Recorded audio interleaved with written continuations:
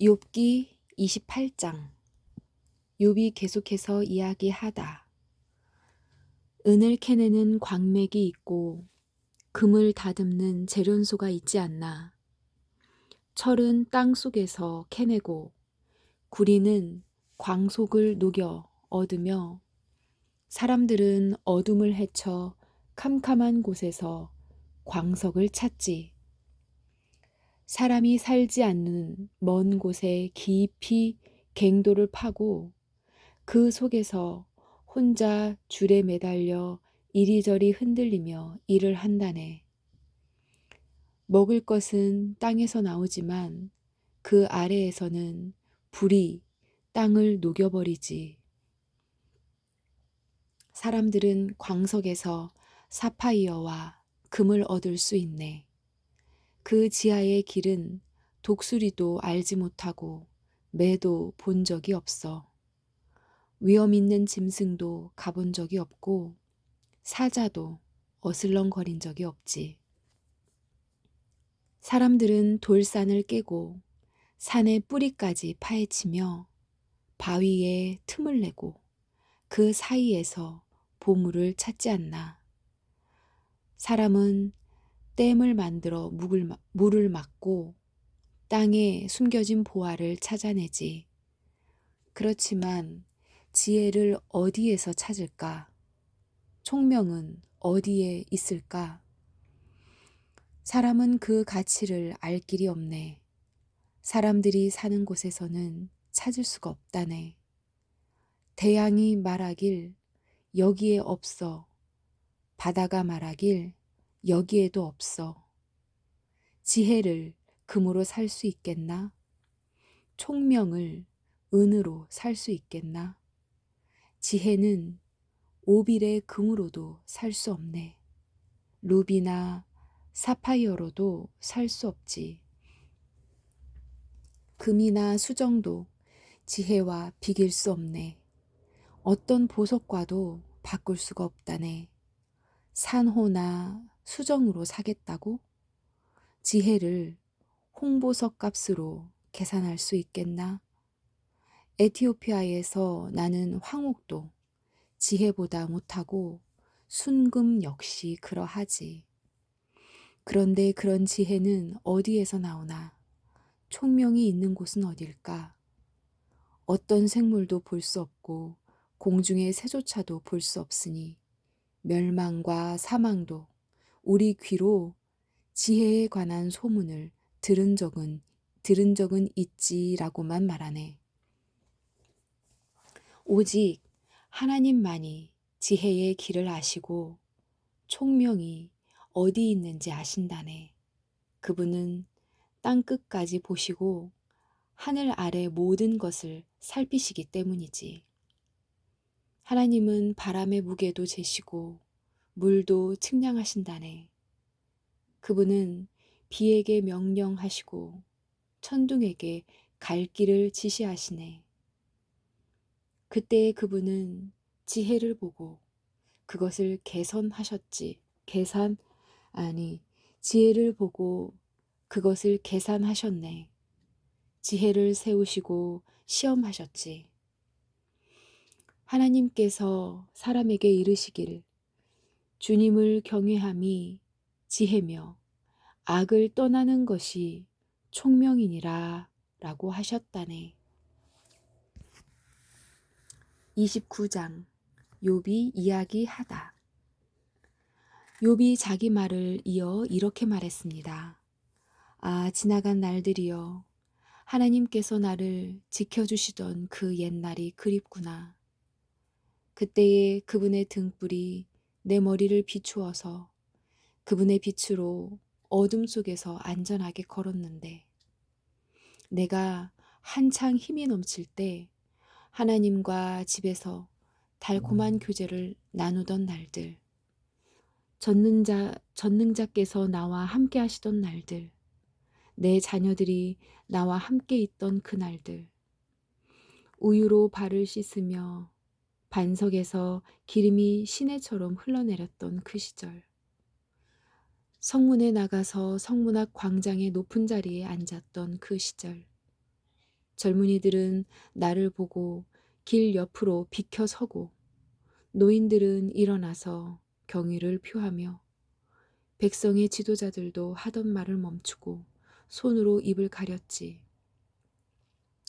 귀족들도 소리를 낮추고 혀가 입 천장에 바짝 붙은 것처럼 말소리를 줄였지.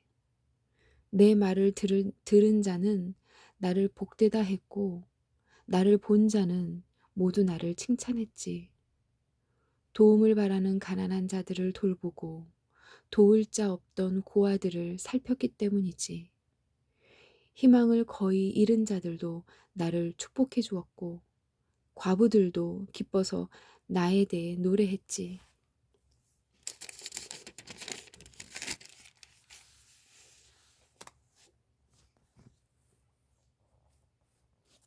그때 나는 의로움의 옷을 입고 정직함을 관처럼 머리에 썼지. 나는 보지 못하는 사람의 두 눈이 되었고 다리 저는 사람들에게는 두 발이 되어 주었어. 가난한 사람에게는 아버지가 되어주고 낯선 사람도 돌보아 주었지. 악인의 턱을 부수고 그 이 사이에 물린 희생자들을 건져주었지. 그러면서 난 오래 살다가 내 보금자리에서 죽겠지라고 생각했는데 내 뿌리는 물가로 뻗어나가고 가지는 밤새 내린 이슬에 젖었지.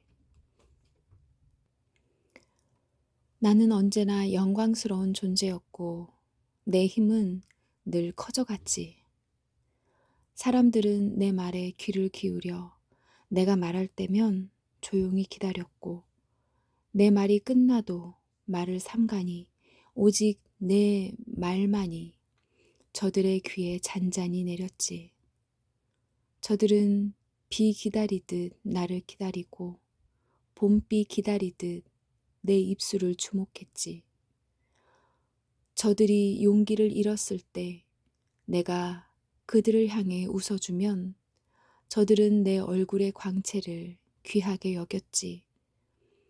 나는 그들이 해야 할 일을 지도하며 군대를 거느린 왕과 같이 그들을 대했고 애통해하는 자들을 위로하여 주곤 했는데 애통해하는 자들을 위로하여 주곤 했는데 30장 이제는 나보다 어린 사람이 나를 조롱하는구나. 나는 그 아버지를 내 양떼를 지키는 개보다 못한 자로 여겼는데 나는 그 아버지를 내 양떼를 지키는 개보다 못한 자로 여겼는데 그 나이 든 자들이 무슨 힘으로 내게 도움을 줄 수 있었겠나. 그들은 배고픔과 가난에 수척해져 밤중에 먹을거리를 찾아 광야를 배회하지 않았던가. 덤불 속에서 나무를 캐먹고 쌀이나무 뿌리로 배를 채우던 저들이 아니었나. 도둑 취급을 받고 마을에서 쫓겨나 음침한 산골짜기와 동굴과 바위 틈에서 살았지. 가시덤불 속에서 짐승처럼 부르짖고 가시나무에 모였지. 그들은 이름도 없는 미련한 자들로 고향에서도 쫓겨났지. 그런데 저들이 나를 조롱하고 있다네. 내가 저들의 말거리가 되다니. 저들은 나를 싫어하여 멀리하고 내 얼굴에 마구 침을 뱉고 있구나. 하나님께서 내 활시위를 풀고 나를 괴롭게 하시니 저들이 나를 향해 덤비고 있구나. 오른편에서 그 천한 자들이 일어나 내 두 발을 걷어차고 나를 둘러싸며 죽이려 하는구나. 저들이 내 길을 허물고 나를 죽이려 해도 나를 도울 사람이 없구나. 저들이 무너진 성벽을 통해 공격하듯 밀고 들어와 나를 치니 나는 공포에 질리고 내 체면은 바람 앞에 날리듯 없어졌으며 내 생명은 구름이 사라지듯 위태롭네. 이제 내 영혼이 허물어지고 고난의 날들만이 나를 기다리는구나. 밤마다 내 뼈가 쑤시고 그 고통 때문에 쉴 틈이 없구나. 하나님의 강한 손이 내 옷을 움켜 잡으시고 옷깃을 조이시는구나. 그분이 나를 진흙탕에 던지시니 먼지와 재처럼 되었구나. 주님, 내가 주님께 부르짖으나 응답하지 않으시고 주 앞에 섰으나 주께선 바라보기만 하십니다. 주께서 나를 잔인하게 다루시고 그 강하신 손으로 나를 치십니다. 주님이 나를 들어 바람 위에 두시고 태풍 가운데서 빙빙 돌리시니 주님께서는 나를 죽이려 하십니까? 나를 저 무덤으로 보내려 하십니까? 절망 중에 도와달라고 부르짖으나 나를 도울 자가 아무도 없구나. 내가 고생하는 사람을 보며 울지 않았던가? 가난한 자를 보고 불쌍히 여기지 않았던가? 행복을 기대했는데 재앙이 닥쳤고 빛을 발았는데 흑암이 덮치는구나. 마음이 뒤틀리니 쉴 수가 없고 고난의 날들만이 나를 반기는구나. 태양도 외면하는데 검은 상복을 입고 배회하며 회중 가운데 서서 도와달라고 외치네. 난 이리때의 친구, 타조의 버시로구나. 내 가죽이 검게 변하여 벗겨지고 내 뼈는 열기로 펄펄 끓어오르는구나. 내 수금은 장례식 노래를 연주하고 내 피리는 슬픈 노래를 부르는구나. 31장. 내가 내 눈과 약속했는데 어찌 처녀를 주목하겠나. 그렇게 한다면 하늘의 하나님께서 내게 무엇을 주시며 위에 계신 전능자께서 내게 어떤 유산을 주시겠나. 사악한 자에게 재앙이 떨어지고 악을 행하는 자에게 불행이 닥치지 않는가. 그분이 내 길을 살피시고 내 걸음을 헤아리시지 않는가. 내가 거짓말을 하거나 남을 속였던 적이 있던가. 나를 정확한 저울에 달아보면 하나님께서는 내가 정직한 사람임을 아실 것이네. 언제 내가 바른 길에서 떠났던가. 내 마음이 언제 눈의 유혹에 넘어갔던가. 내 손에 죄를 지은 흔적이 남아있던가. 만약 내가 나쁜 사람이라면 내가 뿌린 씨를 남이 추수해가고 내 농작물이 다 쓸모없게 되어도 어쩔 수 없을 것이네. 내가 언제 예쁜 여인에게 유혹되어 이웃집 문턱에서 기웃거렸던가. 그랬다면 내 아내가 남의 집 하녀가 되고 다른 남자들이 그녀를 끌어안아도 할 말이 없다네. 그런 짓은 부끄러운 범죄 행위니 어찌 심판을 피하겠는가. 그것은 모든 것을 집어삼키는 불과도 같이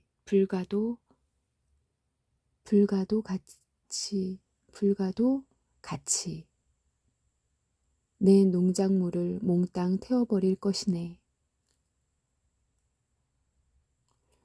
그것은 모든 것을 집어삼키는 불과도 같이 내 농작물을 몽땅 태워버릴 것이네. 내 집안에 있는 종들이 내게 불만을 터뜨린다고 저들을 괴롭힌 적이 있던가. 그랬다면 하나님께서 심판하시고 내게 따지실 텐데 무슨 말을 할 수 있겠나. 나를 어머니 태에서 만드신 그분께서 그 종들도 만드시지 않았나. 하나님께서 우리 모두를 만드시지 않았나. 내가 언제 가난한 사람의 기대를 저버리고 과부의 소망을 무시했던가. 나 혼자 맛있게 먹으면서 고아들을 못 본 채 했던가. 그렇지 않네. 사실은 내가 젊었을 때부터 저들을 돌보았고 과부들에게 도움을 주었다네.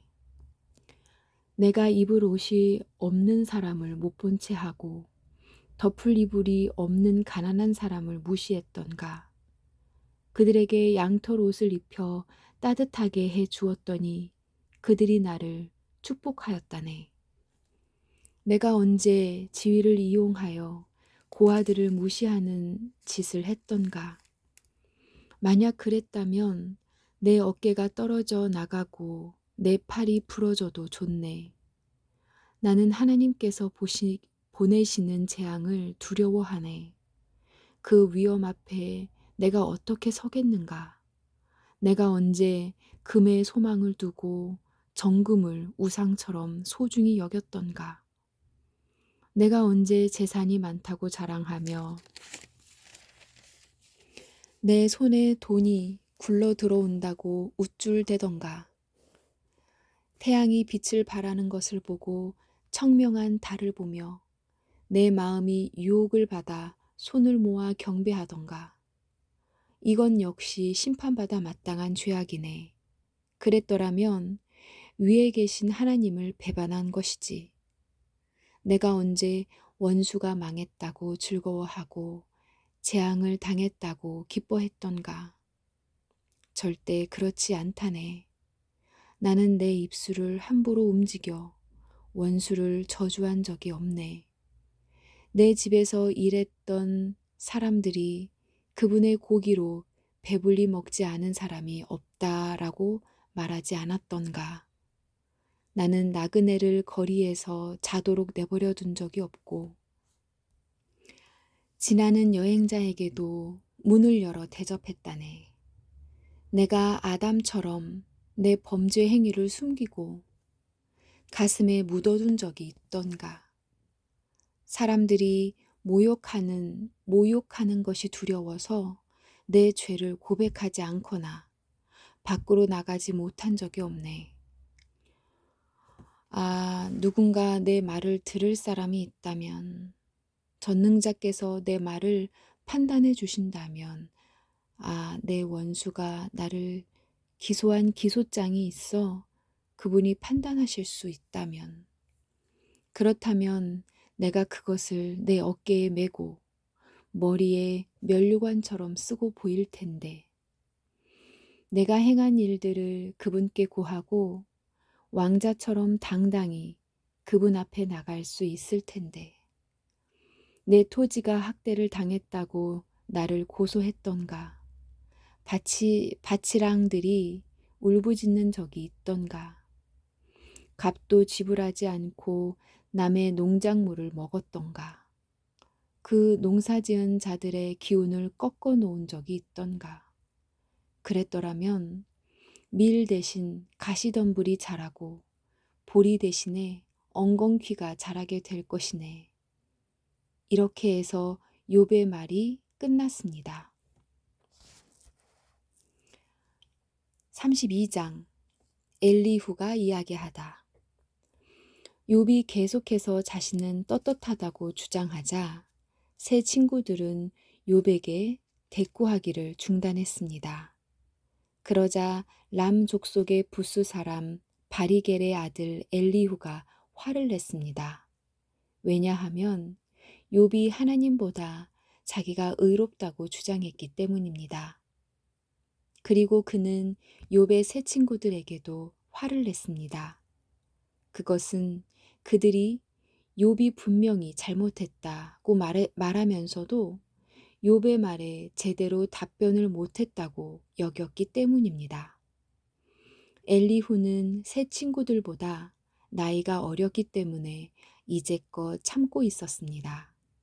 이 세 사람들이 더 이상 대답하지 못하자 엘리후는 화가 났습니다.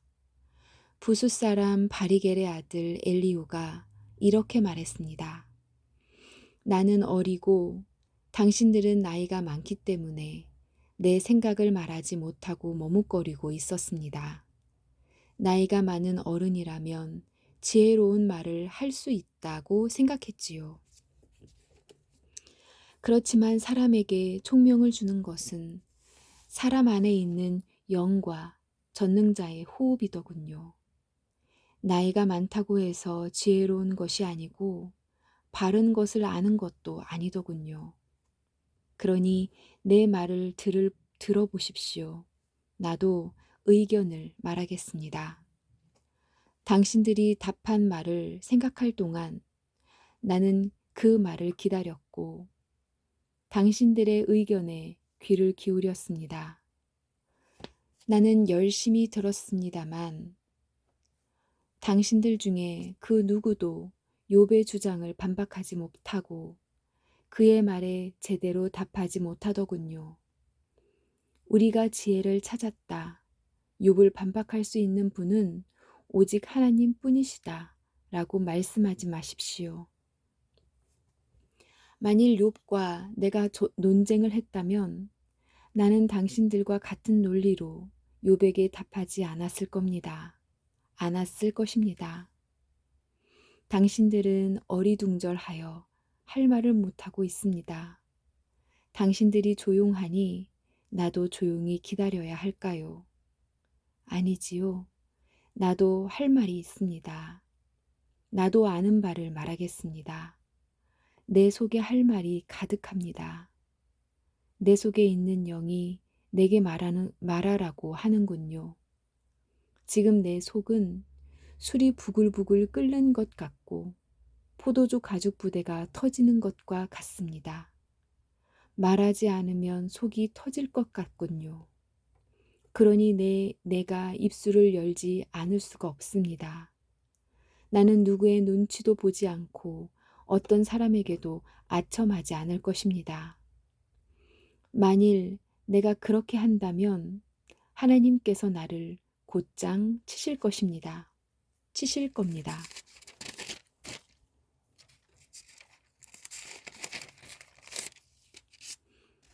33장. 이제 욥 어르신, 내가 하는 말에 귀를 기울여 주십시오. 내가 입을 여니 혀가 움직이는군요. 나는 양심대로 말하며 내 혀는 항상 진실만을 말합니다. 하나님의 영께서 나를 만드셨고 전능자의 호흡이 나에게 생명을 주셨지요. 할 수 있거든 당신도 내 말을 듣고 반박하십시오. 나나 당신이나 흙으로 만들어진 하나님의 피조물 아닙니까? 그러니 내가 당신을 두렵게 할 수도 없고 내 손으로 당신을 누를 수도 없지요. 나는 당신이 하신 말씀을 잘 들었습니다. 당신은 주장했지요. 나는 깨끗하고 죄가 없다. 나는 순결하고 아무런 잘못이 없다. 그런데도 하나님은 나에게서 허물을 찾으시고 나를 마치 원수 대하듯 하신다고 말입니다. 또 하나님께서 나를 착고에 채우시고 내 모든 길을 살피신다고 말입니다. 그렇지만 들어보십시오. 당신의 주장은 옳지 않습니다. 왜냐하면 하나님은 사람과 비교할 수 없이 위대하시기 때문이지요. 어찌하여 당신은 하나님께서 답변을 하지 않으신다고 불만을 터뜨리십니까? 하나님께서는 여러 번 말씀하시지만 사람은 깨닫지 못합니다. 그분은 사람이 곤히 잠들었을 때 밤중에 꿈이나 환상으로 말씀하시지요. 사람들의 귀를 살짝 여시고 말씀하셔서 사람들이 그들의 마음을 돌이켜 교만하지 않도록 해주십니다. 그분은 사람이 무덤에 빠지지 않도록 지키시고 칼에 죽지 않도록 보호하십니다. 그분은 사람이 깨닫게 하시려고 뼈 마디가 쑤시는 아픔과 고통을 주시기도 합니다. 그럴 땐 밥맛도 없고 진수성찬도 귀찮아지며 몸은 수척해지고 숨어있던 뼈 마디가 울퉁불퉁 튀어나오지요. 그럼 결국 무덤에 떨어지고 사망으로 달려가게 됩니다. 그때 그 사람에게 1,000명의 천사 중 하나가 도우러 와서 무엇이 옳은지 말할 것입니다. 그러면 하나님께서는 그 사람이 무덤에 내려가지 않도록 살려주어라. 내가 그 몸값을 벌써 받았다. 라고 하실 것입니다. 그러면 그 병든 사람의 살이 아기처럼 다시 고와지고 어렸을 때처럼 회복되지요. 그 사람이 하나님께 기도하면 하나님께서는 그 기도를 기쁘게 들으십니다. 그 사람의 마음은 정말로 하나님께 대한 감사로 가득 차게 되겠지요. 하나님께서는 그 사람을 의롭게 회복시켜 주실 것입니다. 그러면 그 사람은 사람들 앞에서 찬양하면서 나는 죄를 지었소. 부정한 짓을 저질렀지요. 그러나 내가 받아야 할 벌을 받지 않았습니다. 하나님은 나를 무덤에서 건져주셨습니다. 그래서 저는 이제 이렇게 환한 세상을 봅니다. 라고 말할 것입니다. 하나님께서는 자주 사람들을 이렇게 다루시지요. 무덤에 내려가려던 사람을 다시 살리셔서 생명이 약동하게 하십니다.